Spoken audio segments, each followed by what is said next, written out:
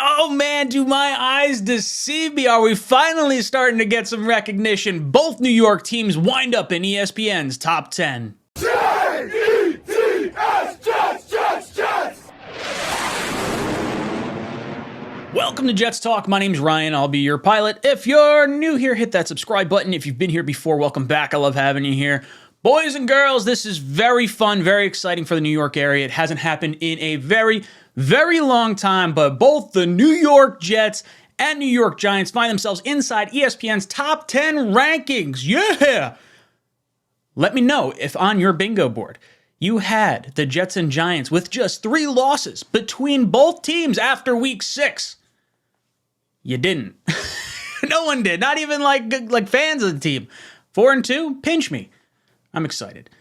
All right, so let's go over ESPN's top 10 rankings. I'll go through them and then I'll read off each the Giants and Jets. At number 1, you got Buffalo. Number 2, the Eagles. Number 3, the Chiefs. Number 4, the Vikings. And then at number 5, the first of our New York teams, that is the New York Football Giants. The Giants were expected to win, were not expected to win many games this season. My projection was 6. You blame me? They had topped 6 wins, or they hadn't topped 6 wins in any of their previous 5 seasons.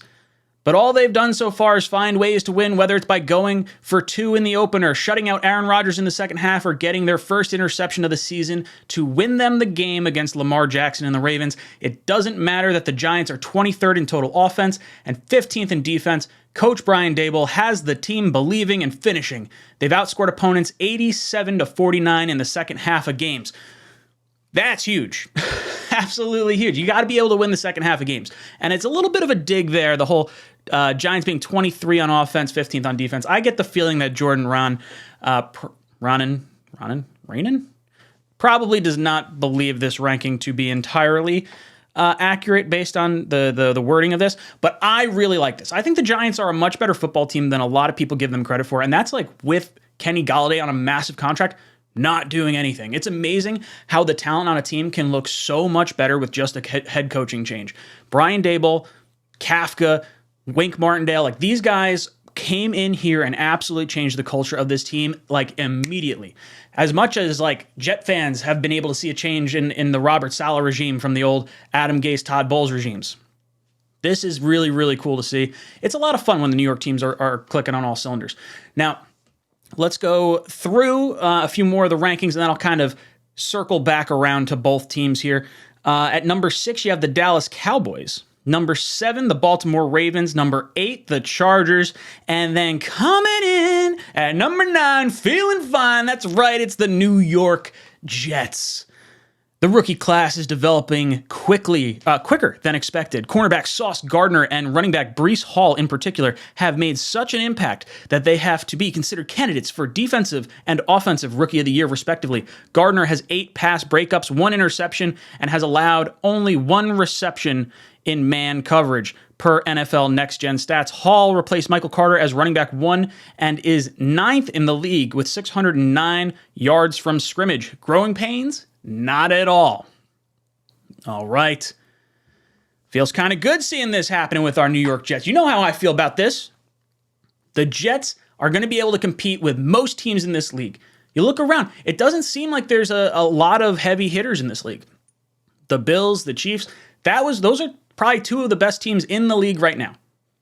The Eagles, like those 3.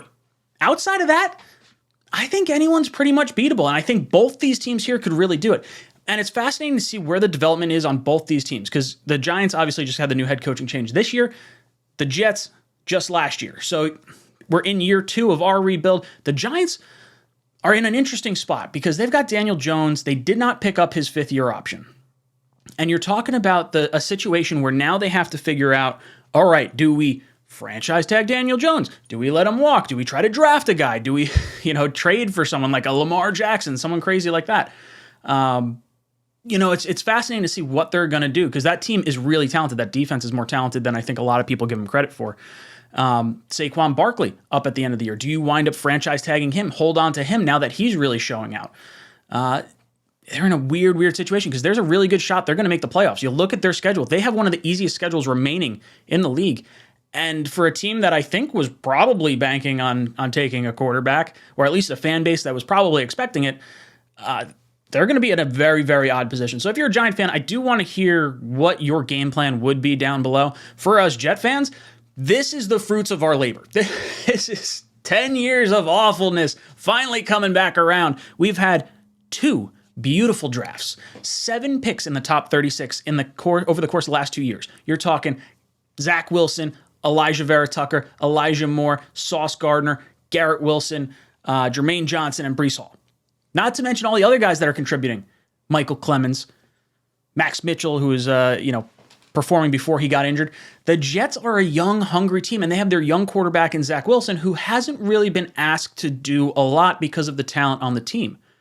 So I think right now, as it stands, I think I like the Jets' position a little bit more from like a long-term perspective, just because of the talent that's young and on the team and cheap right now, and especially the quarterback situation. I think the Jets, I don't want to say we've solved it, but I think there's more time before we decide to pull the plug, as opposed to Daniel Jones, who you really only have just this 1 year here. But yeah, this is fun. This is really cool. A lot of my friends, I don't live on Long Island, so there's a ton of fans that are all Giant fans around me, and they're really buzzing and excited. The few Jet fans that I do have around me, they're buzzing like crazy. This is just really cool. Whenever the New York teams get together, this is what I would like to see. Jet Giant Super Bowl, baby. It's gonna happen. I'm telling you. Totally not talking out my ass right now. Maybe a little. Guys, let me know how you're feeling about these top 10 rankings. How do you feel about the Giants at number 5? How do you feel about the Jets at number 9? Let me know in the comments section down below. And as always, go Jets.